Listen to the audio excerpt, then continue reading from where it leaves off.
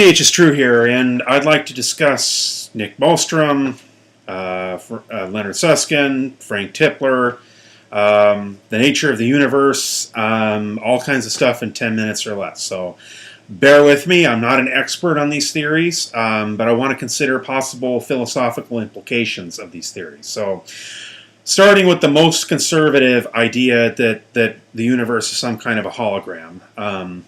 Would be, of course, Leonard Susskind. Now, Leonard Susskind considers himself very much of an atheist, and so he does not go off into flights of metaphysical fantasy, as he would probably call it. Okay, from his standpoint, the more mystical, holographic, and multiverse theories would be flights of fancy. He stays very much within a discussion of quantum physics, a discussion of thermodynamics and stochastics and Boltzmann's laws, and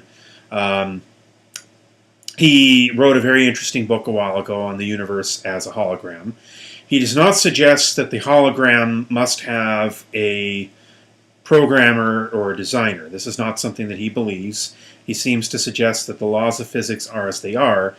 But in the book, there are some interesting questions raised as to why questions. Why would observers have these varying perspectives? I mean, even in Einstein's relativity, different observers, would have different perspectives on the passage of time.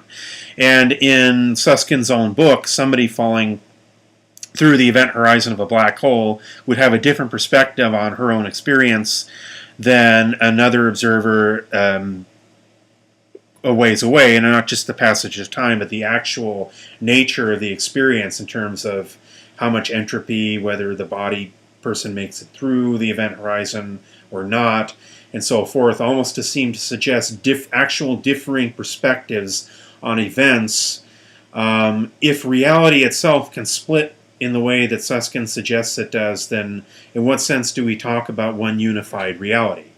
I don't feel that he explored those questions in an otherwise excellent book, but I don't think that he explored those questions, and I'd be curious as to, he mentioned colleagues of his that were more metaphysically inclined or perhaps even mystically inclined. I wonder how they would approach that.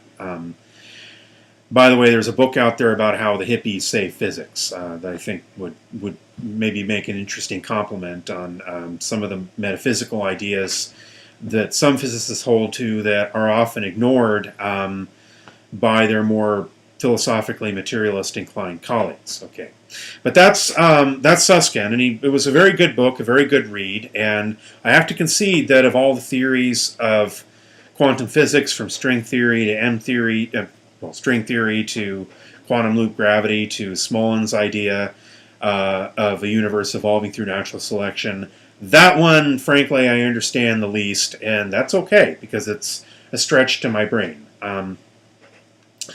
Then you then obviously get the more esoteric ideas that the universe is a hologram or a simulation based on kind of the Gnostic ideas that you find in the zeitgeist or in the culture, as we see it now. The idea that maybe there are beings in some other dimension or brain world that program this one here.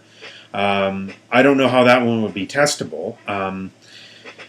Just like I don't know how Nick Bostrom's idea would be testable. Now, Nick Bostrom claims that, he posits, he's a philosopher, not a physicist, but he suggests a probability argument. He takes it on faith that at some point we will be able to create simulation universes. How we would do this, it's difficult to say, but he takes that very much on faith.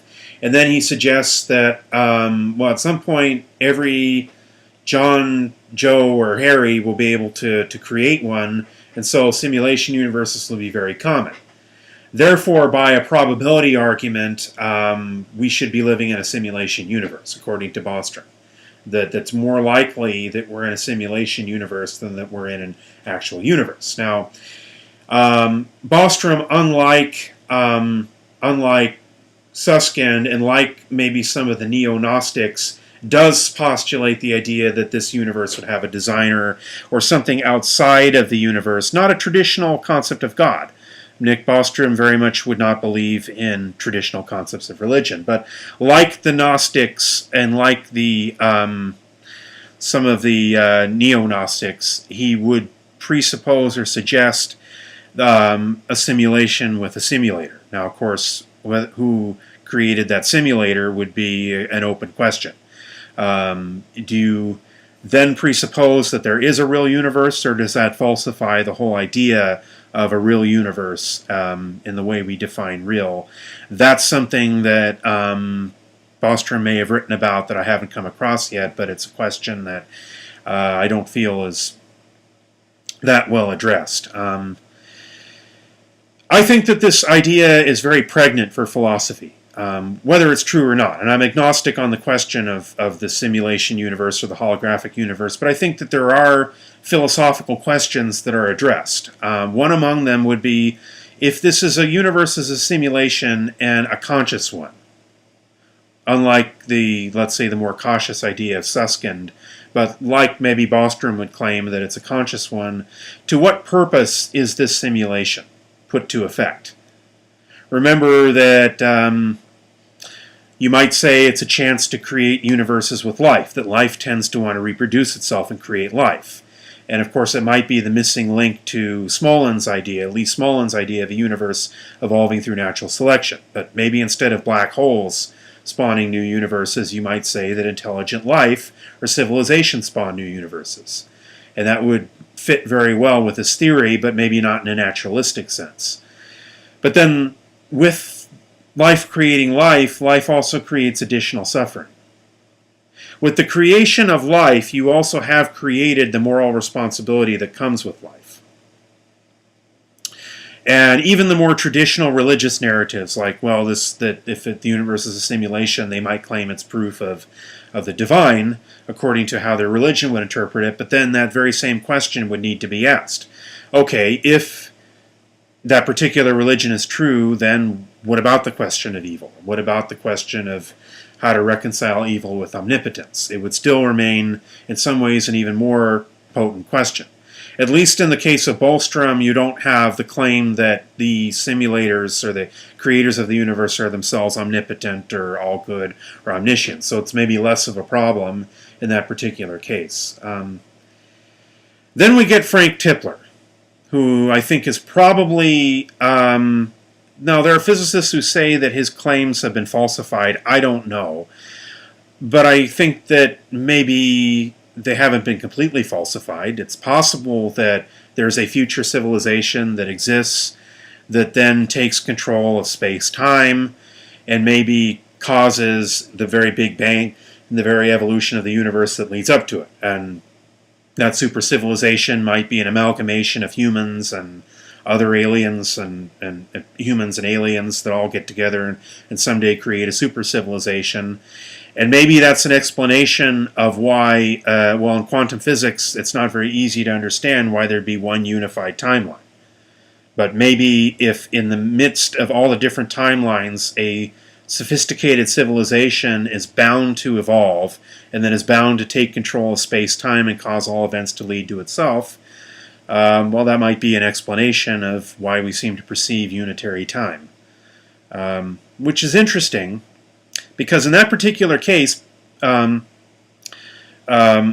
he speculates that, in fact, the question of evil will not so much be explained as be addressed, that eventually someday that civilization will resurrect us, and Tipler claims then that that civilization will recompense us for all the suffering that we went through in this drama of existence by allowing us to live forever and enjoy the benefits of joy and peace and the rest of it. Well, the interesting thing about that one is, of course, that civilization could always tell us that it didn't have ultimate power, that it wasn't infinite, that it wasn't something that could literally not have created a universe with pain, a universe with natural selection, a universe with extinctions, and a universe of wars and suffering. That it was constrained within its options, that it had to create a universe where all options led to itself, or its own existence would be contradictory. So it really had no choice. But then it could then recompense us and help us out. Well, which of these theories are correct? I doubt that any